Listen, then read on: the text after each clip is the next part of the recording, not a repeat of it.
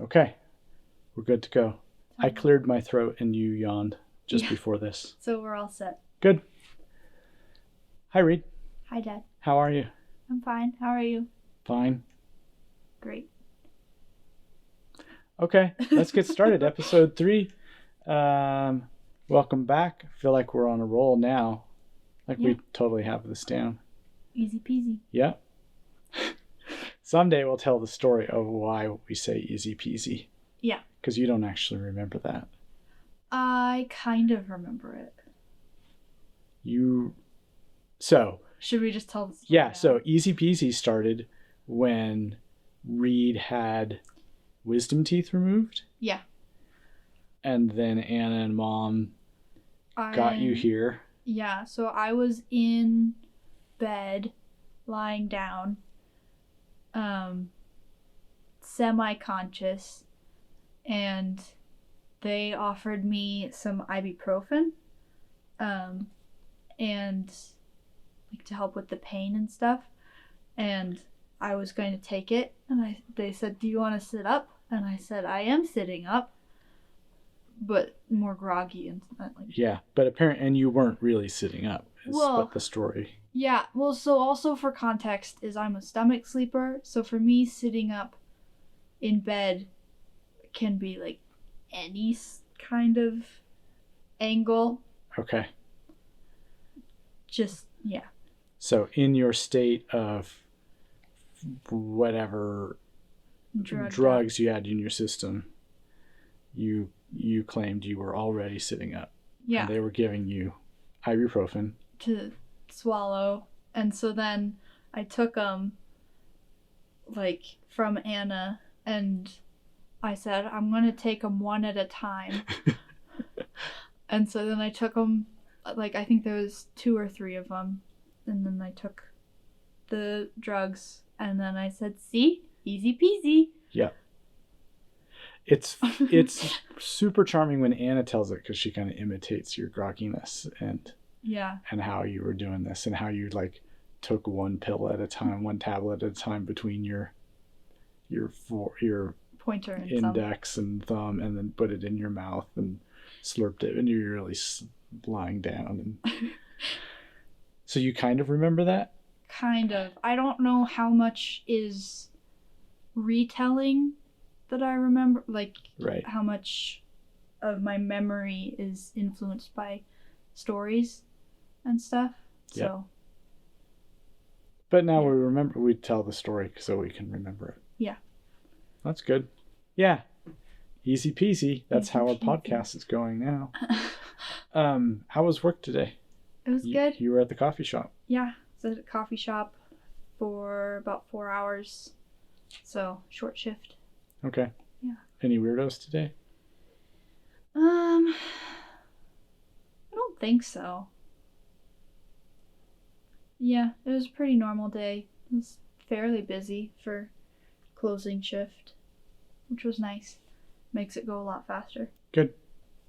So, yeah. What day is it today? The 29th. Thursday. Okay. Yeah. Why? Well, I just lost track. That's all. Okay. Okay. And I was going to ask you something else, but no, I think we kind of interjected the whole getting your wisdom teeth removed story, and then how was work. I'm sure I've told you before that when I had my wisdom teeth out, I didn't actually get any. I was awake the whole time. Yeah. That's how we used to do it. They just ripped them out.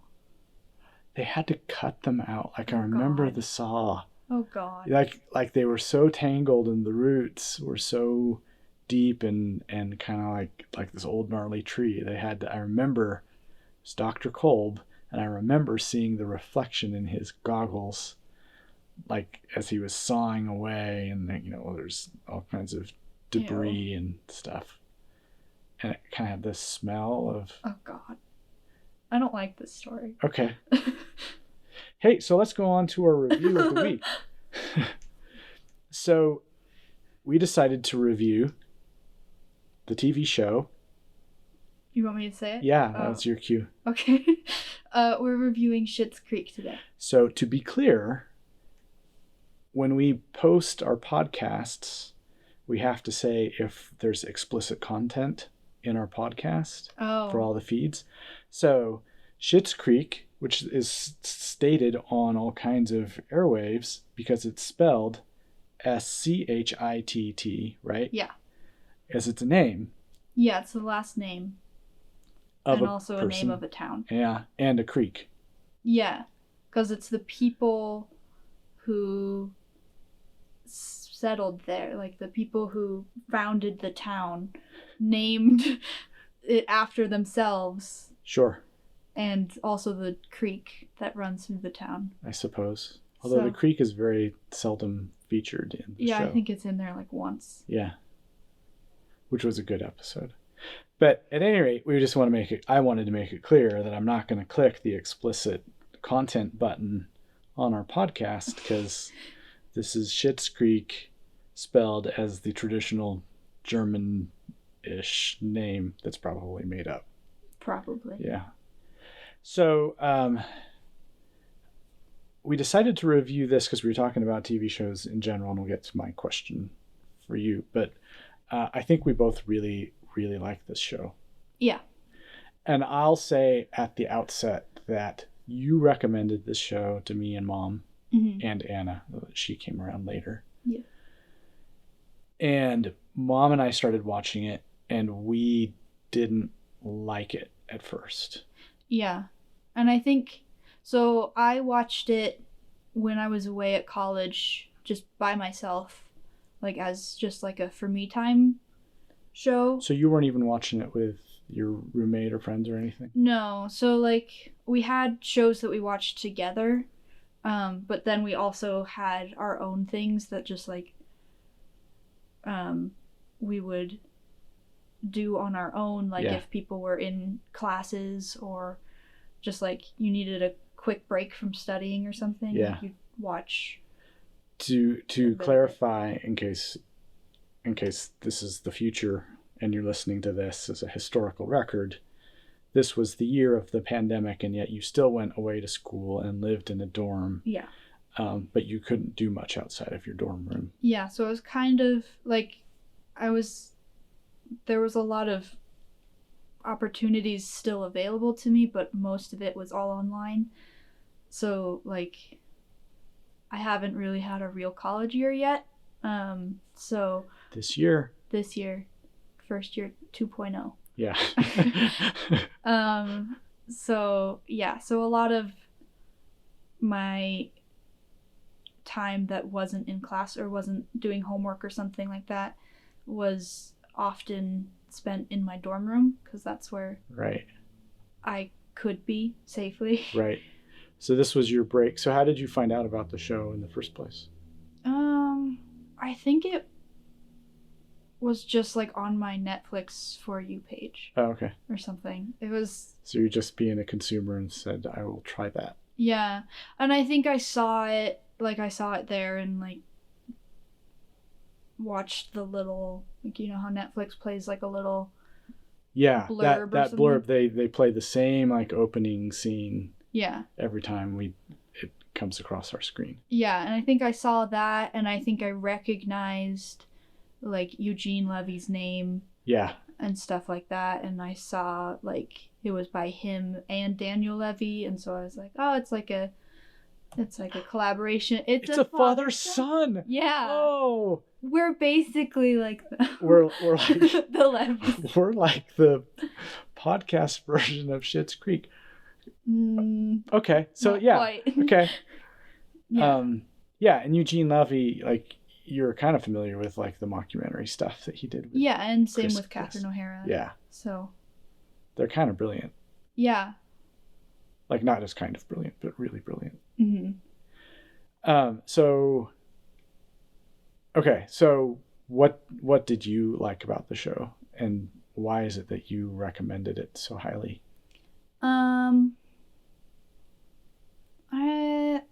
I think it's just kind of a brilliant show. Like, it's just, it's a show that I thought people would like in our family because we like shows like Parks and Rec and like Ted Lasso and that kind of stuff, and I think it has a similar kind of humor and character thing. Yeah. And similar to like Parks and Rec or like The Office or something, you have to watch like the first 4 or 5 episodes before you actually know if you like it or not. Yeah. Because the characters aren't meant to be perfect, and that's what's kind of fun about they're it. kind of awful. Yeah. Like they're just kind of despicable, but only on, I don't know, it's some kind of weird Inside Out level. Yeah. Where they're super despicable in one way, but then there's something totally redeeming about them later. Yeah. That kind of develops as time goes by. Mm-hmm. And they, like, there's a lot of growth in every single character and a lot of... Yeah. And then I think it's a fun show to rewatch because you recognize that they're all good people, and like you notice the redeeming qualities and stuff like that. Yeah. That you might have been annoyed with the first watch through or something. Yeah. So it's, yeah. And it gets so for me, so like I said, I wasn't sure we were going to keep. In fact, we stopped watching it after the first 3 episodes, and then you said, "Oh, keep going." And then because we believe everything you say, and we decided to keep going. It really did, like, we embraced it pretty soon after that, and then it kept getting better and better and better, especially like through season 2 and the end of season 2, and then like it hits this other momentum when another character kind of comes in, and it's just really, really just a really redeeming collection of characters, and really redeeming, I shouldn't even say redeeming, but just beautiful relationships. Yeah, and I think also, like, I love David and Alexis's relationship, like their sibling relationship. Yeah. And I, as a sibling myself, even though neither of us are really like David or Alexis. Yeah. Like, I think that was fun to have represented and stuff. Yeah. Because I think sometimes you don't have good sibling relationships in shows about older siblings. Right. They kind of start off in a dysfunctional way, and then you see all the ties that they really do have. Yeah, and all. Even though they're dysfunctional in lots of ways throughout. Mm-hmm. I'll confess that I've never told anyone this, but... So now you're going to release it on podcast. Yeah, so episode 3 is the big reveal. So Alexis has this necklace that she's always wearing that has a big A. Yeah. And I thought it would be hilarious because my name's Adam, if I wore that necklace. That'd be fun. Yeah. You should get it. Yeah. Except only it would either look just kind of really ridiculous, which I guess is the point, or people will totally get the meaning of it. And David's sweaters and various other outfits, I think. I want all of David's outfits. Fair. Because they're all... I don't know if I could pull them off, but I like them on David. Yeah. He's such I hope he is just as... Like, he seems, as a person, as the actor, he seems like a genuinely nice, thoughtful guy. And the writing in the show, like, he contributes a lot of that, I think. Yeah, I think he's the main writer. Yeah. Like, it just seems like I just want to have him over sometime. That'd be fun. Yeah. His Instagram's great. You should follow him on that. Oh, I don't follow too many people on the gram. But yeah, I don't know. I don't want to say too much about the show other than like a big thumbs up, because there's so much. If someone hadn't seen the show, I wouldn't want to say too much other than keep going. It continues to get better and better. Yeah. I think also, like, for me, it was a really good show to watch because, like, when I was watching it, I was, like, figuring a lot of stuff out. Like, for people who don't know listening, I'm a trans queer guy. And, like, that was, like, the show is, like David, one of the main characters, is just like he's portrayed as pansexual, and like he's just like him, like unabashedly himself. Yeah. And like I think that, and then also later on in the series there's another character who's like coming to terms with their sexuality and stuff like that, and I found that like as a person coming to terms with my own gender and stuff like that, I found that very powerful and like helpful. Yeah. To just see that represented. And I think that's also one of the reasons I recommended it to you guys, because it's like, hey, it's but that was before you were even out to us. Yeah, but I think saying that was like, sneaky.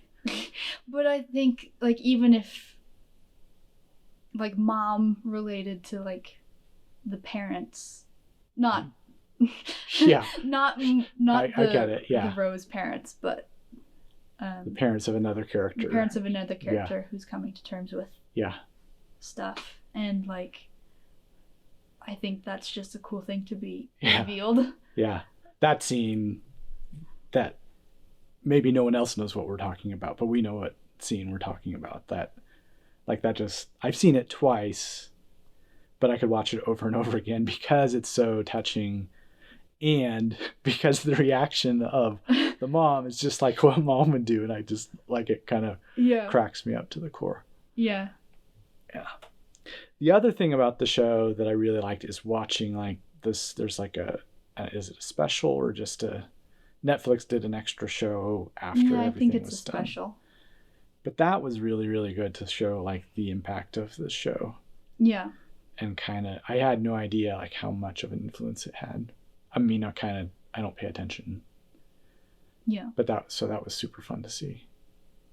Yeah, like the influence that it has on like the people involved with it and the surrounding communities, and that's really cool. Yeah. Who's your favorite character on the show? David. Yeah. Who's yours?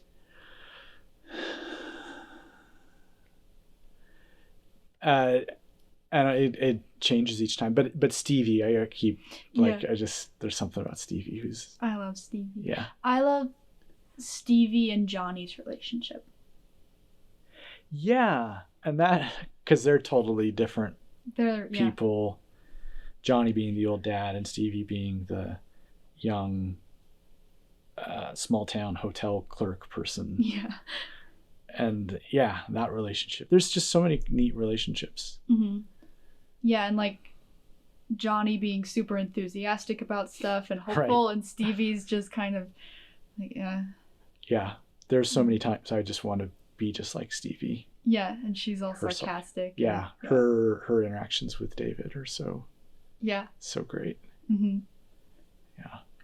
I also love Patrick. Patrick? Who's that? Oh, another character. He comes up later. Yeah, he's yeah.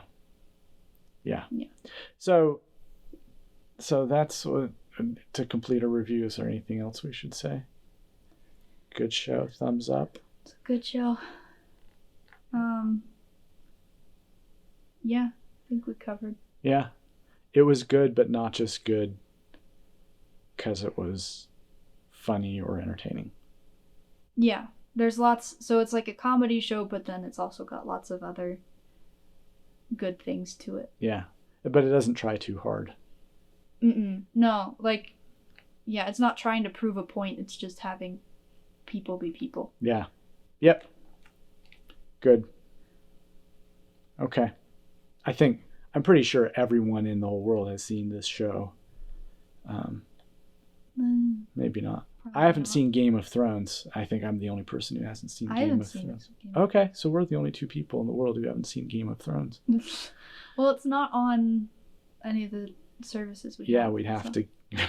And we only have like 4. We'd have to get HBO too. Yeah. All right.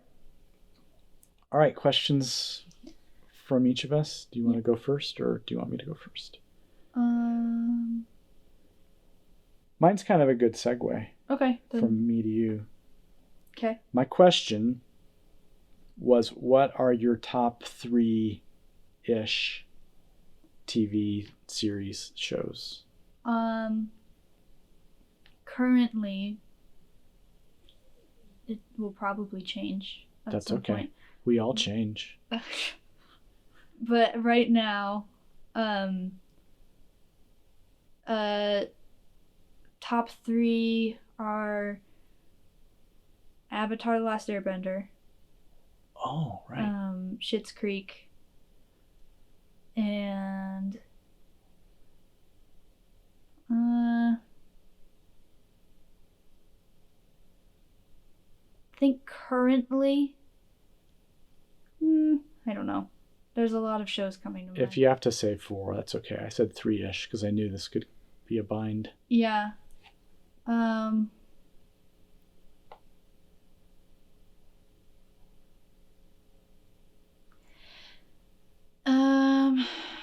I think maybe Brooklyn Nine-Nine or Parks and Rec for the Oh, last one. okay. I don't know, but there's a lot of other shows that I'm thinking of too. Yeah, I was thinking you were going to say Parks and Rec, Mm-hmm. but I wondered if you were wrestling with Ted Lasso too. Yeah, Ted Lasso and also The Office. Yeah. I just like shows. Yeah, that's why I thought this was a good question for you. Yeah. The Last Airbender, which is animated, Mm-hmm. and you and Anna like binge on that every once in a while. Yeah. Well, and we grew up Yeah. watching it. Yeah. It's just a good show. But it's fanciful in cartoons. It's different than all those others that you pick. But it's fun for kids to watch. And it was fun for us to watch as 8-year-olds. Mm-hmm. And then it's also fun now as we're late teens, early 20s. Yeah. 'Cause it's silly and stuff, but then it's also got more more complex stuff, and I think it has good messages, and it's just cute and sweet. Yeah. And there's nostalgia to it too. Yeah. It's your favorite because it's about you. So we now have, we've had guest appearances from the dog. We started off with the dog in here, and now Minerva, the grumpy cat, came to visit. She just left. Yep. She just came in and sniffed toes and then left. I was waiting for the dog to go haywire, and then, we could have had a disaster or an excitement. So, of those shows, is there do you have a favorite show? You said, you said Schitt's Creek, Last Airbender, Parks and Rec, or Brooklyn Nine-Nine, Mm-hmm. right? Is there a clear favorite show? Right now, currently, I think it's Schitt's Creek.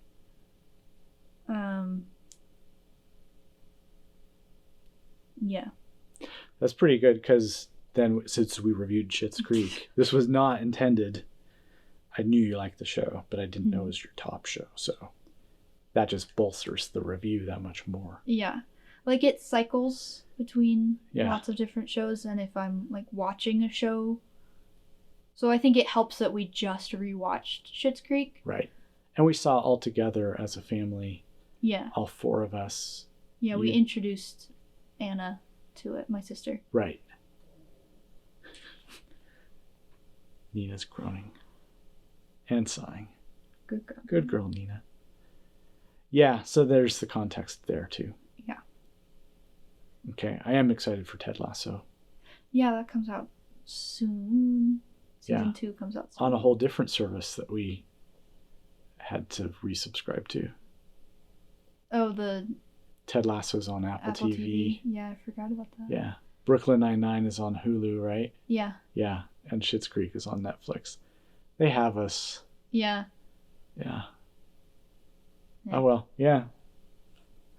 And then we're also watching other shows on Disney Plus, and yeah. So it makes me, yeah. That's not the point of this podcast. Right, yeah. They're kind of about lament about all the streaming services. But it's better than cable. We've never really paid for cable, so back in the day they had this thing called cable. Yeah. It came through on cables. Uh-huh. And you would put the cable into the TV. We've watched That's how we watched new episodes of Sherlock when they were coming out. Oh, we Season 4. watched those with the antenna. Oh. Yeah. On the PBS. Mm-hmm. Yeah. Yeah. Fun. Okay. You ready for your question? I'm ready. Yeah. Okay. I wanted to stick to like show themes. Yeah. Since that's what we're talking about. What fictional character from any medium do you wish you were like? Or identify with, whatever. Oh, okay. That's really hard.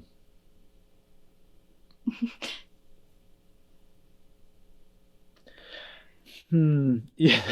Last time we just had this. Was it last time? We just made a quick reference to Bruce Banner. Oh. So there's this one time when I walked into a bakery or something. This was years ago.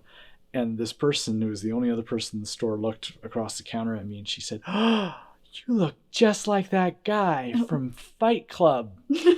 And I said, "Yeah, Brad Pitt." And she said, like, she kind of paused because she knew she was about to offend me. And I knew no, that she the didn't. shrimpier guy. Yeah, I knew she didn't mean Brad Pitt. But I thought that would be a good way to interpret that. But she meant Ed Norton, who was in Fight Club. And I'd be perfectly happy if I looked like Ed Norton.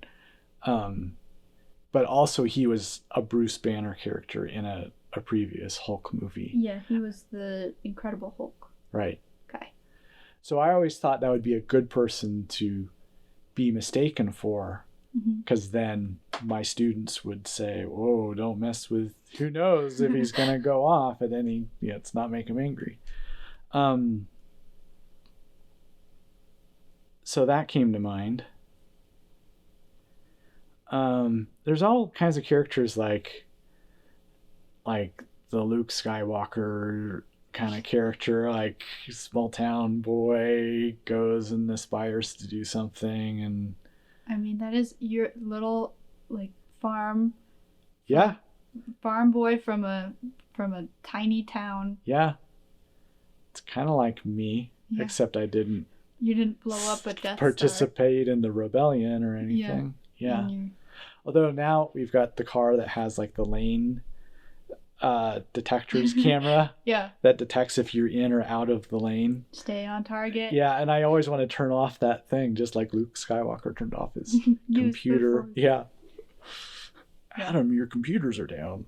Is everything okay? What's wrong? Yeah. Yeah. I guess.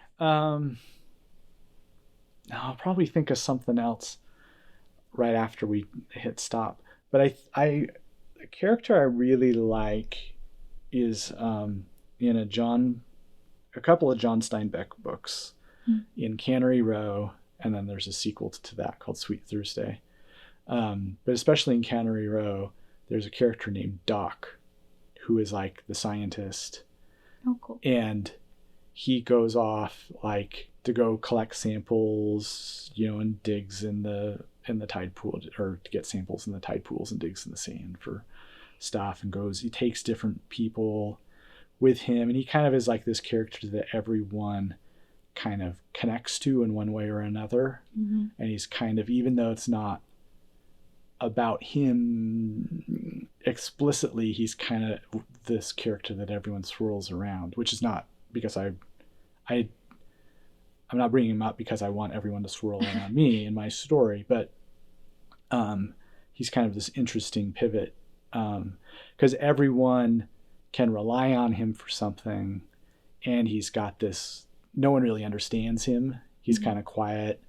He goes back to his place. He'll get a quart of beer. I like this, that he would, like, for dinner, he'd go to the store and he'd get a quart of beer and come back and drink the quart of beer, or he'd take that out to lunch with him in the field. And then he'd listen to these records, and he'd turn it up really loud all by himself, and people would, hear him playing records. But he has a character that people think, oh, he's always doing stuff for us, or they recognize that he's kind of he's reliable, I guess is what it is. He sounds like the scientist Gandalf. Yeah, he's also flawed. Yeah. In a lot of ways. Nina, that's enough. But I just really like him, and I think I like that book a lot, and I keep coming back to that book. But I like, in large part, because of Doc, his character. Yeah. Yeah, you haven't read Cannery Row. No, I haven't read any Steinbeck. I mean, Sorry. You're not alone. No. But that'd be a good book to pick up. I think you'd like it. Yeah, there's a lot of books on my list. Yeah. So Doc from Cannery Row. Nice. It's pretty good.